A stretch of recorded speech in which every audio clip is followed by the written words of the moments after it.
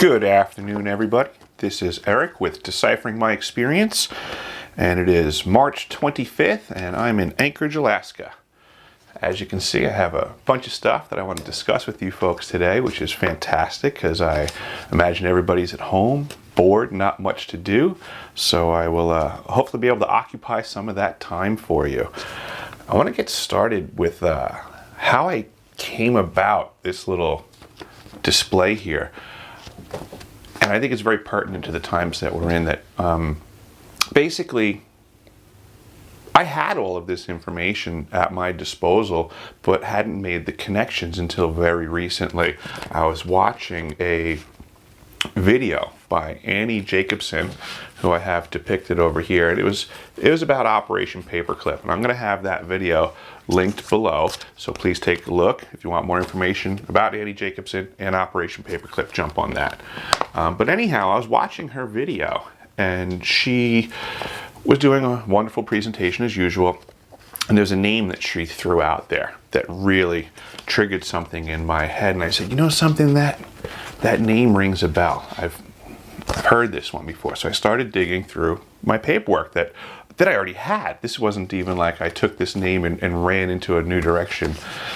But this was paperwork that I had already possessed. So I was digging and digging and digging, and I came across some stuff, and it's turned out to be not only pertinent for the investigation to the things that I have already presented, like Operation Paperclip and the Stargate programs and the science folk that are involved there, but this is also pertinent to the contemporary issues that I also brought up in my recent videos in regards to directed energy weapons and the current state of the union. What I'm holding in my hand here is from 1951, and it's a memorandum for the Director of Central Intelligence, subject being International Communications and Electromagnetic Warfare. I mean, that's kind of what my last video was on. Directed energy weapons, electromagnetic warfare.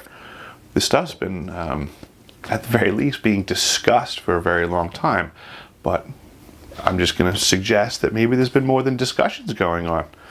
So this paperwork here on electromagnetic warfare, this is basically a resume. This is a resume for a gentleman that goes by the name of Lloyd Berkner.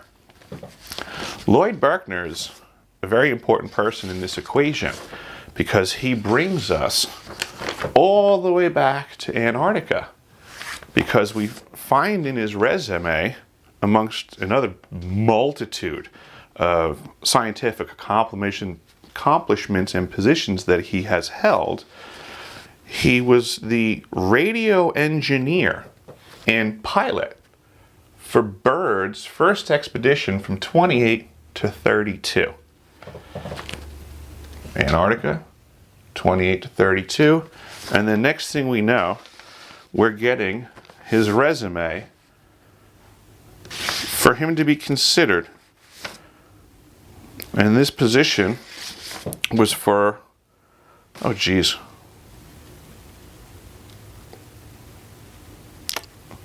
I forget exactly what the position was for. But regardless, at the time, in his resume, he's listed at the tail end as living in New Rochelle, New York, and offices in the Brookhaven National Laboratory, Upton, Long Island, New York.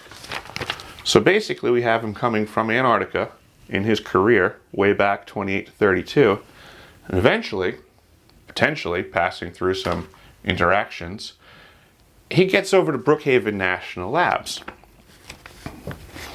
As you see in this paperwork, Brookhaven is commonly going by multiple titles. You will find it listed as Upton, Brookhaven.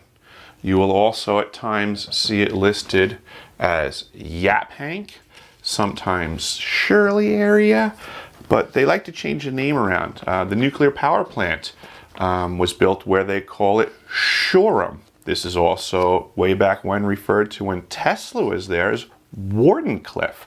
This is, I mean, literally the same piece of land. They just like to retitle it depending on who they're conversing with. But back to what we have here.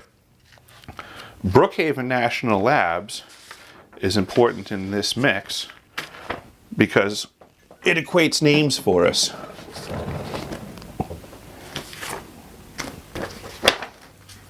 When I first came across, that's what it was.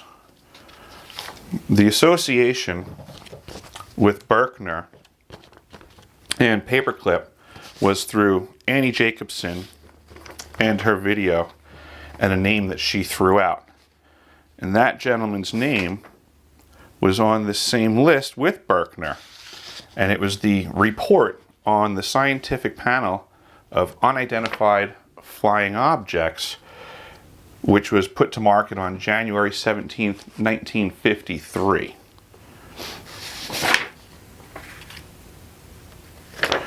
There's another letter here that I have on Brookhaven National Labs letterhead, which also implicates the same name that Miss Jacobson has in her research as well. And that would be also shown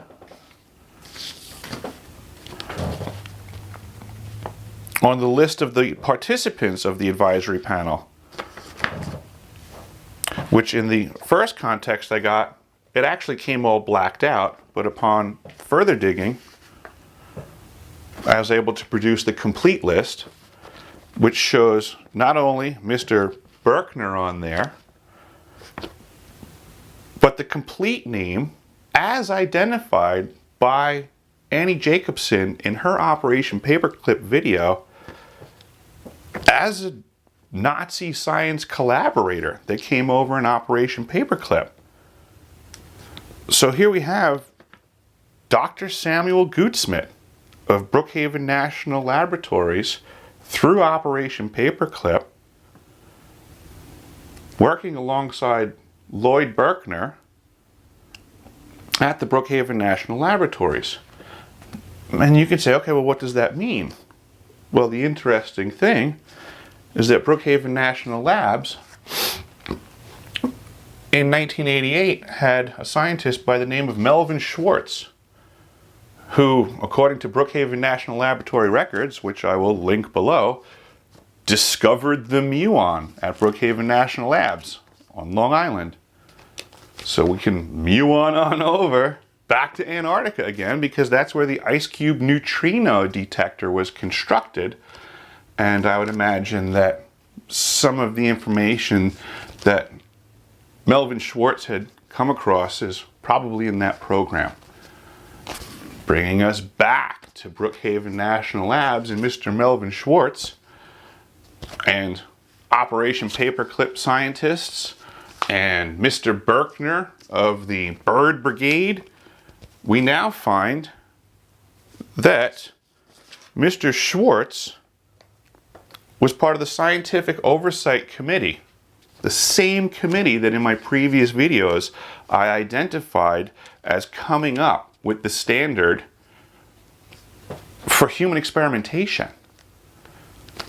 So we see connections here between scientists at Brookhaven National Labs all over the place, between Paperclip, Antarctica, human experiment committees, human experiment programs. This is part of the brick by brick that I want everybody to see, that there are connections that can be made, and that by paying attention to the names that are jumping around from program to program, the years that they're in these programs, the geographies, the title changes, the funding, there's a paper trail. We're finding it, we're working together, we're getting it to go. So basically, we're going to show that BNL has more to do with this. All of this, everything that you see here, was operating under the umbrella of at first the OSS and then the CIA. And this is what was detailed in the previous videos through the Stargate program, through things like Grill Flame, Sunstreak, Center Lane. This is how it connects. This here is That was Samuel A. Goudsmit. Known Nazi, known to have passed through the Nuremberg trials, somehow not convicted for all of his crimes, but somehow working in New York, experimenting again, under the umbrella and the protection and the programs thereof and associates, and everybody just seems to not want to talk about it anymore. But I'm following the paper trail, and I hope you guys will join along. If you like what I presented here today, please click the like button. Please subscribe. If you have any questions, don't hesitate to ask them in the comments below, and I look forward to doing another video for you folks. Looks like we're going to have a lot of time to do that. So stick around. I'll see you.